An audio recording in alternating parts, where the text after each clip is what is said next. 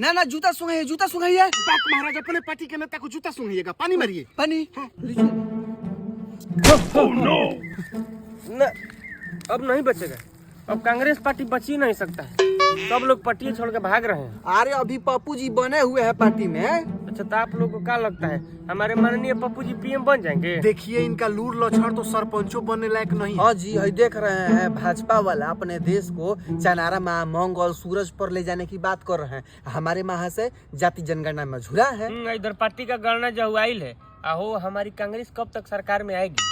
आएगी 3 कम 3 3 3 9 29 27 27 81 81 2 47। बस रुक जाइए, साफ साफ काहे नहीं कह रहे हैं कि कांग्रेस का समय खत्म? क्या हुआ? गया ये भी गया। भगवान आपकी आत्मा को शांति दे। जय भाजपा।